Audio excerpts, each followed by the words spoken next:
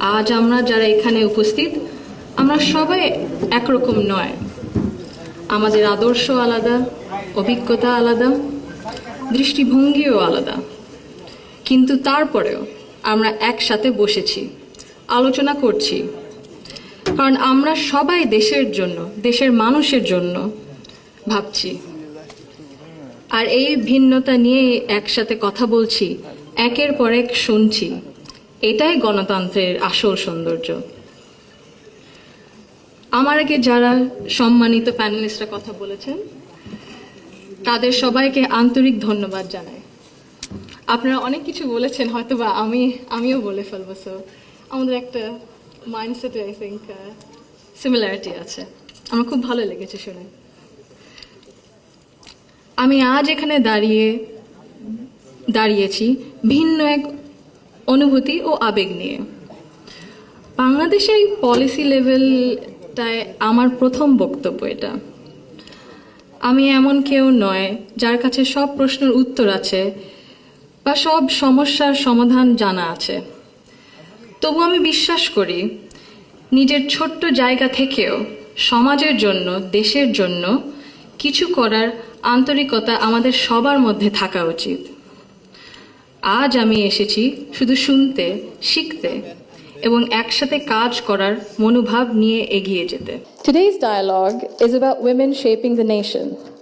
But before we speak about shaping the future, we must be honest about the everyday lives, reality shaping women's lives in Bangladesh. My earliest understanding of women's roles in society came from my family, as it does for most of us. Long before we encounter policies or laws or institutions, our homes become our first classrooms. They teach us what is possible, what is acceptable, and what is expected. In my home, certain things were never questioned. It was never questioned whether a woman could pursue an exemplary medical career while raising a family. It was never questioned whether a woman could build a nationwide social welfare organization on her own merit. It was never questioned whether a woman was fit to lead, to command authority in a room full of men. And it was never questioned whether the men in our lives would stand alongside the women in their lives as equals. My mother continued to excel professionally as a cardiologist in government hospitals, often in patriarchal settings, because she had encouragement and support at home to balance both career and family. In 1979, my Nanu, Saida Iqbal Mandbanu, began using her own home to open a free elementary school for vulnerable and disadvantaged children. What began as a personal act of care grew into one of the earliest NGOs in Bangladesh, Shurubhi, creating meaningful and lasting change in young people's lives. The belief that women's dignity must be recognized both privately and publicly was also reflected in my grandparents' lives and leadership beyond our family.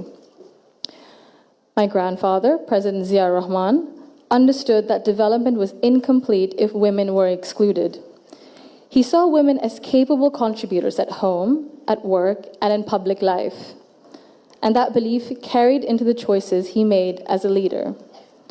Under his leadership, the expansion of the garment sector meant millions of women entered formal work for the first time, gaining independence and income. The creation then of the Ministry of Women's Affairs reflected a conviction that improving the lives of women and girls required intention and structure. These were not just policy decisions, but they were an extension of the values that he lived by personally. That foundation was carried forward by my grandmother, Begum Khaleda Zia, who understood the transformative power of education that gave women voice, choice, and confidence. Under her leadership, girls' education was treated as a right, not a privilege. Free secondary schooling, alongside programs such as food for education, cash for education, helped keep millions of girls in schools and change the course of families across the country. Her female secondary school assistance project achieved gender parity for the first time in secondary education and became a model replicated beyond Bangladesh. আমি যদি একটু সময় নিয়ে actually একটা ঘটনা মনে এসেছে দাদুর ব্যাপারে এটা বলতে বলতে দাদু যখন আমাদের সাথে লন্ডনে ছিলেন গত বছর প্রথমের দিকে, উনি যখন এসেছিলেন তখন হাসপাতালে ছিলেন কিছু চিকিৎসার জন্য। ওখানে বিভিন্ন দেশ থেকে নার্স ছিল, ডাক্তার ছিলেন, এবং একটি নার্স ছিলেন নাইজেরিয়া ওয়েস্ট আফ্রিকাতে। আম্মা আব্বা একদিন দাদুকে সকাল সকাল দেখতে গেছিল। তো নার্স তারপরে বলেছে যে, ও আমি তো আপনার মাকে চিনেছি।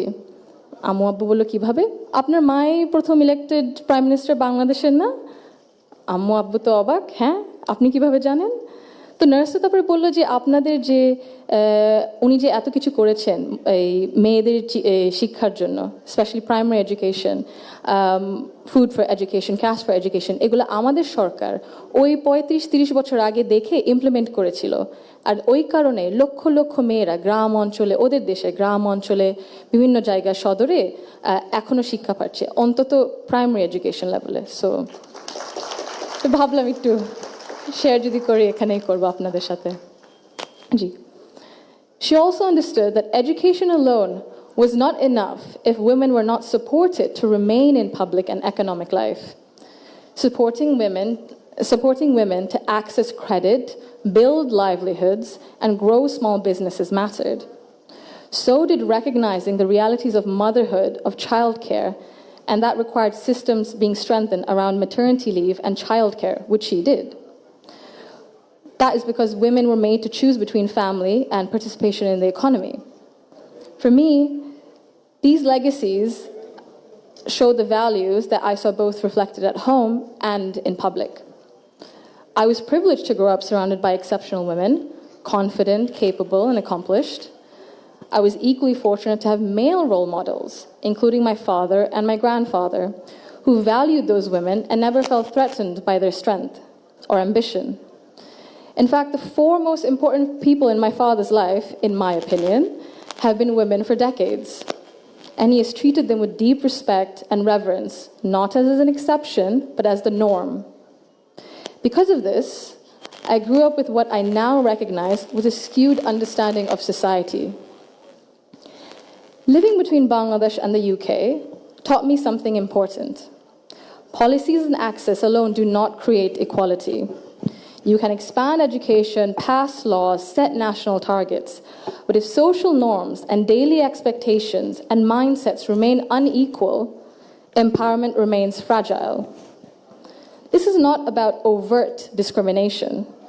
Inequality often survives through habit and comfort, through what feels normal. In Bangladesh, women still perform around 85% of unpaid household and care work, spending over 7 times as many hours as men on this labor each day. This work is valued at 19% of our GDP and remains largely invisible in economic planning and national decision-making. This makes something very clear. Gender equality is not a women's issue, it is an economic and national issue.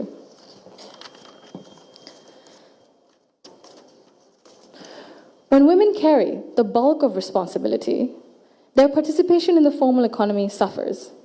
Despite significant gains in girls' education, women's labor force participation in Bangladesh remains below 40% compared to over 80% for men. Women are far more likely to step back from paid work after marriage or childbirth, not because they lack ability or ambition, but because systems assume they will absorb the cost. This imbalance begins early. Girls are expected to adjust their ambitions around family needs, while boys are rarely taught that responsibility and care are shared obligations. Over time, this became structural and progress stalls. Women are already leaders, and many of those leaders are in this room today. Women who have carried institutions, families, movements, and communities forward, generation after generation. Bangladesh's progress bears your fingerprints, even when history has not always said your name out loud. This brings me to a central point. Belief means nothing without action. To the men among us, our fathers, our brothers, our sons, our husbands, our colleagues and friends, your support for women's rights matters. Your celebration of women's success matters, but equality cannot survive on words alone. If systems and expectations continue to rely on women's sacrifice as the default, inequality continues comfortably. Fathers, in particular, I believe, have a unique role in breaking this cycle. I'm an only child, and I never was once made to feel that my parents wished for a son instead. My father once scolded someone for even asking that question. He understood that while I was treated with respect and care at home, the world outside would not always be the same. So he made sure that I could navigate it with confidence. What shaped me were not his speeches, but his consistency. Through his daily choices, he showed me what I should expect from the world. This is how change becomes sustained. When men confront in our lives, in our homes, unconscious bias honestly and model their behavior through respect and action, they create space for women not just to survive, but to thrive. In Bangladesh, the cost of inaction is visible. Girls' dropout rates sharply rise during adolescence. Women in public life, in leadership, face harsher judgment. In Bangladesh alone, there's a statistic that 78% of women have faced harassment online, primarily from Facebook. Education and opportunity collapse if inequality at home and in mindset remains untouched. And for a country facing climate change, economic and political transition, demographic pressure, Bangladesh cannot afford to sideline half its population through exhaustion and social expectation. When women are welcomed rather than sidelined, they do not only change their own lives, they change the future of their families and the future of the nation.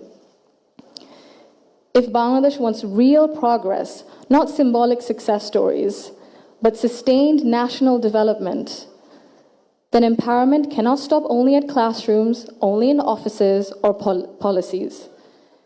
They must reach our homes, our institutions, and our mindsets, and it must be the responsibility of all of us. I thank you all for engaging in an inclusive dialogue today that reflects the true spirit of progress. Thank you.